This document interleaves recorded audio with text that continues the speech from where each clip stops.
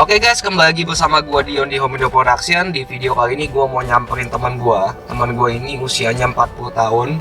Dia udah nge-gym sekitar 10 tahun lebih mungkin. Nanti kita akan tanya aja pastinya berapa. Di video ini gue juga mau minta tips-tipsnya sama dia. Dia bisa nge-gym sampai puluhan tahun itu, tips-tipsnya apa aja, bisa konsisten sampai sekarang. Gue akan minta tipsnya sama dia apa aja. Dan di video ini juga gue akan ngejawabin pertanyaan-pertanyaan dari kalian, karena beberapa hari yang lalu gue juga udah open Q&A di Instagram gue. Jadi udah banyak pertanyaan yang masuk, nanti akan gue jawabin bersama dia juga. Jadi kalian tonton aja video ini sampai habis, semoga bisa bermanfaat dan menginspirasi kalian semua. Langsung aja kita ketemu di rumahnya guys. Dah.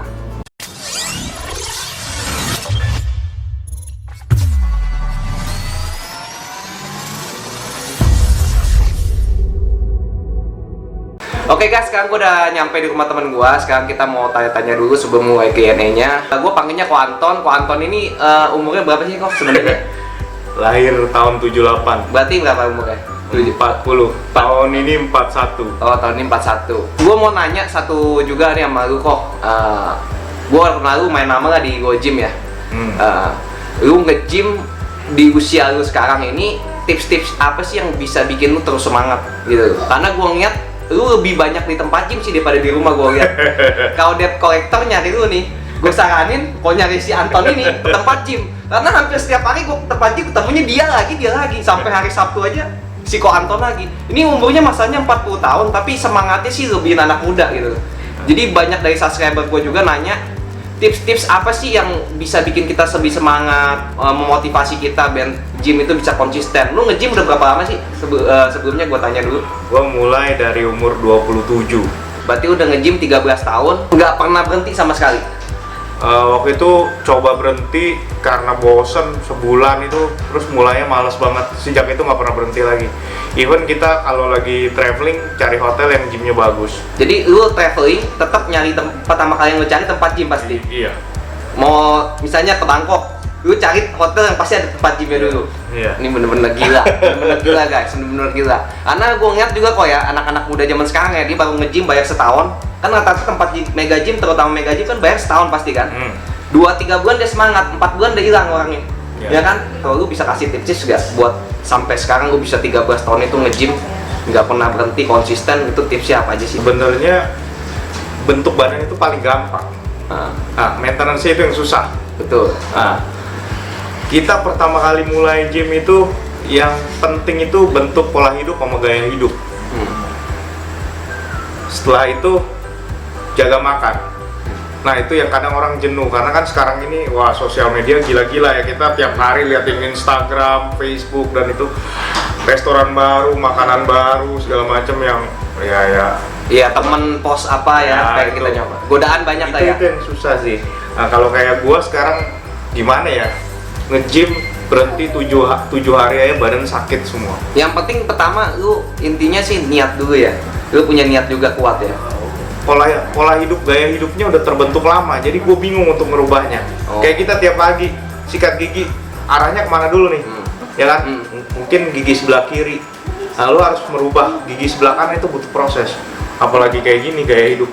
Oh, berarti kalau gua gambarin sederhana, nge-gym itu buat lu bukan suatu kewajiban, tapi jadi suatu kebutuhan. Jadi jangan jadikan gym itu di otak kita sebagai kewajiban. Gua harus nge-gym buat bakar lemak gua, buat band gua nggak begini-begini, tapi jadi suatu kebutuhan buat lu seperti lu makan nasi gitu. Jadi lu enjoy jalaninnya selama ini, nggak merasa terpaksa. Jadi gua kalau pulang kantor gitu jam 5, gua bingung mau ngapain ya kalau nggak nge-gym. Bingung, gua nggak tahu harus mau ngapain. Bener. Yang ada gua nanti bersih rumah karena biasa nge-gym. Ya jadi gue tiap hari ya gue coba gym walaupun sebentar, terus ketemu teman ngobrol atau sampai capek banget ya kita bisa bercanda doang di gym udah pulang. Berarti kayak udah satu kebutuhan lah buat lu tips ya. Yang jadi sebenarnya di mindset dulu ya kita ini ya. Emang kita terus konsisten pola hidup, lama-lama kebiasa lah ya. Kita bentuk gaya hidup sih. Bentuk gaya hidup. Satu lagi yang gue tambahin juga, mungkin pergaulan juga penting sih kok ya. Lu cari teman yang positif. Karena teman yang positif itu bisa ngebawa kita makin semangat juga ya. Gue rasa begitu. Itu penting. Tapi kalau gua paling penting niat itu dari diri sendiri dulu. Gua dulu terbiasa nge-gym harus sama teman, tergantung. Temen yang nggak ada, kita nggak bisa gym. Nah, sekarang gua nggak pernah tergantung sama teman, gym sendiri, niat sendiri, udah Karena udah jadi rutinitas buat lu, udah jadi satu kebutuhan buat lu ya. Ya. Jadi nge-gym itu bukan semata-mata lu cari cuman mau badan bagus. Memang nggak munafik ya, semua orang nge-gym pengen badan bagus. Badan bagus bonus lah. Bonus. Yang penting kita sehat dulu lah, kita mikir. Ada lagi nih kok sebelum kita mulai, gue banyak banget pertanyaan yang masuk ke gue yang sedikit aneh tapi lucu juga ya. Misalnya gue kasih tips atau tutorial tertentu, pertanyaan yang muncul yang sering banget ditanyakan, bro, kapan kira-kira badan gue jadi? Bro, kapan gue six-pack? Pertanyaan itu kan lucu banget menurut gua, bukannya salah sih, lucu aja. Karena pertanyaannya contoh logikanya aja nih kok ya. Gua mau usaha nih, gua usaha bisnis. Misalnya gua bisnis, gua baru mulai bisnis, lu udah lama bisnis nih. Gua nanya lu, gua baru mulai nih kok, kapan kira-kira gua kaya? Lucu nggak pertanyaan gua? Ya. Sebenarnya pertanyaannya kebalik, gitu nggak? Ya kan? Lu bisa nggak jawab pertanyaan itu? Itu banyak banget pertanyaan seperti itu. Jadi dia belum mulai aja udah nanya kapan badan gua jadi. Ya. Jadi nggak usah munafik sih. Gue juga pertama kali mulai gym saat itu tahun 2005 di Bali ya. Melihat orang Bali semua badan bagus-bagus, kita umur udah di atas 20 ya, di atas 25, badan kurang bagus gitu.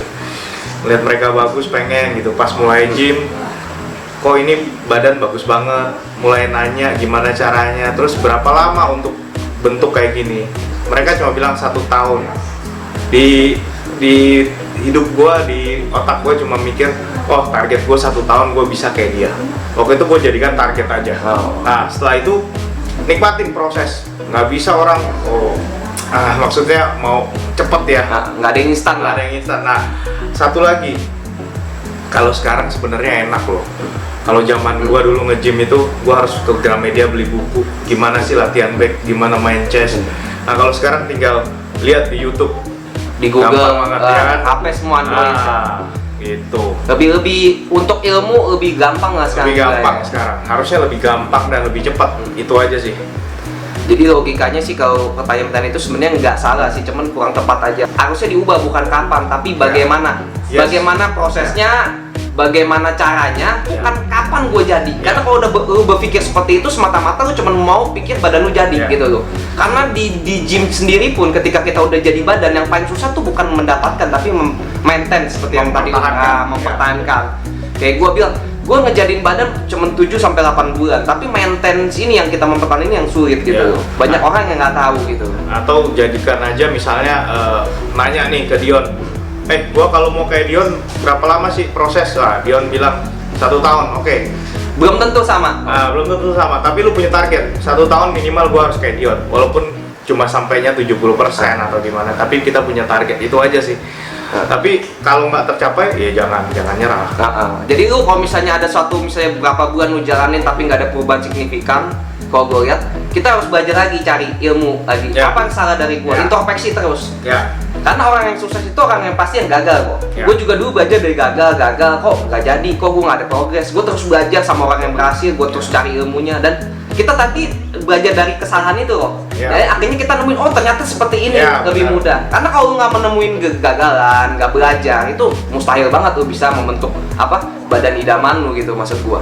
Jadi pertanyaan orang yang kapan badan gue jadi sih buat gua itu sih, badan lu sih susah lah ya kita prediksi masing-masing orang.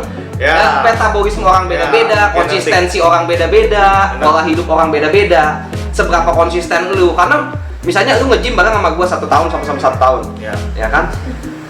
Belum tentu kita sama-sama jadi kok. Bisa jadi lu jadi, gua enggak, ya kan? Tergantung dari pola tidur gua, konsisten pola makan, tidur. Nah itu yang paling penting juga kan. Jadi yang gua tanya sebenarnya bukan kapan, tapi harusnya bagaimana caranya, bagaimana prosesnya gitu. Banyak orang juga nanya nih kok ya, gue tanya sama si A ilmunya begini, tanya sama si B begini, sama si C begini.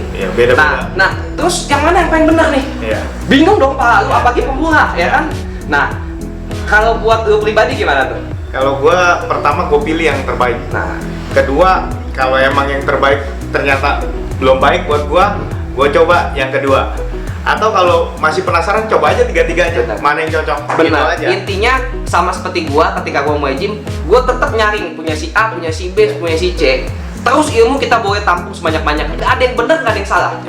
Yang paling benar yang cocok buat kita. Kita tinggal coba sendiri. Makanya selalu gue bilang, orang yang bisa berhasil membangun badan dia, orang yang siap untuk gagal, siap untuk belajar, siap untuk mencoba loh. Bener nggak? Kita langsung masuk aja sekarang ke pertanyaan ya kok ya. Jadi gue beberapa hari yang lalu udah post di Instagram untuk open Q&A dengan si Ko Anton ini. Banyak banget pertanyaan yang masuk, kita akan jawabin satu-satu. Mungkin nggak semua, beberapa aja yang gue anggap menarik. Nanti yang nggak gue jawab, gue akan jawab langsung di Instagram. Apa perbedaannya orang memakai steroid dan natural jika dilihat dari sekilas mata? Oh, yang jawab gue nih. Iya, lu boleh jawab dulu dah.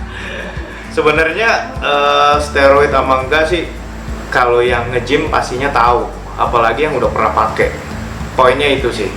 Jadi yang paling kelihatan itu ya kan kita sering lihat ya, kontes-kontes binaraga di luar ya. Wah, ada yang sampai badannya udah abnormal lah, terus urat-uratnya apa segala macem, tenaganya, cara makan dia segala macam ya kan, itu aja. Sebenarnya dari mata aja udah bisa kita lihat lah ya, normal apa enggaknya gitu ya. Cuman nggak semata-mata kita bilang, gue sih no comment juga sih. Semata-mata ada orang bilang trapesius tinggi nih kok, nih tinggi nih, nih roid nih, nggak bisa lu bilang begitu. Karena banyak temen gue selain gue juga kok, genetik emang trapesiusnya ada tinggi. Dia nggak latihan seminggu itu trapesius cuma sekali, kadang nggak latihan, tapi bisa tinggi. Itu genetik, lu nggak bisa bilang pukul rata orang trapesius tinggi lu steroid. Orang bilang kan pakai steroid bahunya bulat kan. Temen gua ada nggak pakai sama sekali, itu nge-gym juga baru berapa lama, tapi bahunya memang genetiknya udah bagus. Kita nggak bisa pukul rata steroid apa enggak tuh dengan mata sebenarnya juga ya. Kita nggak bisa samain orang begitu juga. Yang paling bener sih nggak usah urusin orang, fokusannya sama diri sendiri. Bener nggak? Mau dia pakai steroid mau pakai enggak itu urusan mereka. Kalau emang tahu resikonya terus pengen pakai ya silakan. Itu aja sih. Kalau buat gua fokus aja sama diri sendiri. Bukan lu jadi lebih baik dari orang lain, gue mau merasa lebih besar dari lu kok, bukan. Tapi gue mau lebih baik dari gue yang kemarin gitu. Kalau gue prinsipnya begitu, nggak berlomba-lomba untuk lebih baik dari orang lain.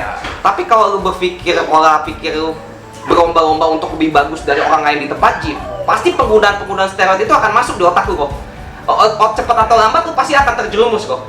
Karena pola pikir lu pengen lebih besar dari orang lain, lu mau ngalahin orang lain. Lebih cepat. Nah, tapi kalau lu berpikir, kalau gue menurut gue nih, kalau lu berpikir lu mau lebih bagus dari diri lu sendiri yang kemarin, lu nggak bakal menggunakan obat-obatan itu, gitu loh. Pakai steroid mau nggak itu urusan orang. Latihannya udah bener belum, makannya udah bener belum, itu dulu deh. Oke, pertanyaan berikutnya kok, Bang mau tanya, faktor genetik berpengaruh nggak? Soalnya keluarga saya nggak ada yang berbadan gede, tapi saya pengen punya badan kayak si abang. Ya minimal berbentuk lah, itu kalau makan gym bisa nggak bang? Makasih. Coba jawab kena kok. Coba jawab dah. Jadi kadang genetik itu dijadiin kambing hitam sih. Orang kalau udah nggak mampu, udah nyerah, dia bilang wajar dia badannya gede karena genetiknya sekian. Di keluarga saya badan yang paling gede cuma saya sih, yang lain gede perutnya doang. Kita nggak akan tahu genetik kita kalau kita nggak coba. Kita harus coba dulu, maksimal latihan kita, jaga makan. Makan sih paling penting, istirahat paling penting, latihan nomor 3 menurut saya gitu. Nih, jadi intinya sih kalau buat gue sih nggak ada namanya faktor genetik lah. Intinya lu mesti konsisten, disiplin, lu coba terus, lu belajar terus, pasti genetik itu lu bisa lawan lah gitu. Nggak ada faktor genetik lah. Saya pernah baca ya di buku itu, genetik itu cuma 0,9999, sisanya kita yang bikin. Benar. Intinya dari kitanya sendiri lah ya. Nih bagi lu yang mau lihat transformasi dari Ko Anton juga sebelum sama sesudahnya, dari pas muda sampai umur 40, gua taruh fotonya di sini, nanti lu bisa lihat aja. Dari dia dulu badannya semana, pas umur 40 makin jadi. Ini bener-bener natural, gua tahu banget nih orang. Gua ada nih fotonya. Ini di rumah gua nanti. Kalau ini yang bentar. Nah ini gue yang pakai yang sebelah, yang pakai rompi ya ini. Nah ini waktu umur 23. Emang gue tahu foto-foto lu dulu nggak segede gini kok badan lu kok. Genetik, nah kayak adik lu tadi datang kan di sini. Rata-rata badannya begitu kecil ya. Tapi lu bisa gede gitu. Dari diri sendiri lah. Bullshit lah foto genetik lah ya. Jadi semangat terus bro, nggak ada faktor genetik. Oke, pertanyaan selanjutnya ini kok. Istirahat sebaiknya minimal berapa kali sehari ya bang? Misalnya minimal nih 8 jam sehari. Oh. Nah itu yang dimaksud 8 jam itu tidur siang 2 jam sama tidur malam 6 jam nggak apa-apa. Rata-rata orang kalau mau katanya orang punya badan bagus, lu mesti pola tidur lu 8 jam. Iya. Jadi dari pertanyaan ini gue tangkap, misalnya gue tidur malam 6 jam, gue punya tidur siang 2 jam, masalah nggak? Sebenarnya gini loh, tidur itu paling bagus 7-8 jam tiap hari. Itu tidur nonstop, bukan dipecah kayak gitu ya. Nah tapi ya kita kadang ada pikiran ya, kerjaan segala macam, kita tidurnya telat atau kurang, kemalaman atau kepagian ya, kita pulang dulu sebelum gym. Biasanya saya juga pernah gitu ya, tidur dulu, istirahat 1 jam atau berapa jam. Tapi lebih bagus sih tidur 7 jam sampai 8 jam. Nah jangan dipecah, wah malamnya 6 jam, siangnya atau 2 jam. 2 jam itu jangan. Tapi kalau kita lagi banyak pikiran, kurang tidur, kita mau gym ternyata hari ini pengen gym tapi kurang tidur, kita boleh tidur dulu 1 jam kalau kita kurang tidur ya. Tapi lebih bagus tetap 7-8 jam tiap hari, jangan dipecah. Itu yang paling efektif. Sebenarnya kalau kita apalagi seorang pria lah ya, pasti kerjaan banyak, lembur, wajar lah. Kita cuma tidur 6 jam, 5 jam. Misalnya lu cuma bisa tidur malam itu cuma 5 jam, 6 jam. Usahain memang tidur siang kok, menurut buat gue gitu. Memang daripada lu sama sekali kurang tidur gitu. Benar. Memang kalau paling efektif, gue setuju 7-8 jam kalau lu bisa gitu. Jangan bangun ntar lu tidur lagi siang. Itu paling bagus tuh 7-8 jam lu tidur nonstop gitu, maksudnya yang tadi lu bilang. Kecuali kayak tadi yang nanya kan dia kerjaan nggak bisa tidur. Mulai gym jam 8. Biasanya latihan 1-2 jam, jam 9-10 selesai, itu kan jantung masih itu, metabolisme masih kenceng. Ya wajar ya susah tidur, nggak bisa tidur, wajar sih. Ya silahkan, daripada kurang tidur dia sakit atau tipes, mendingan dipecah nggak apa-apa. Benar.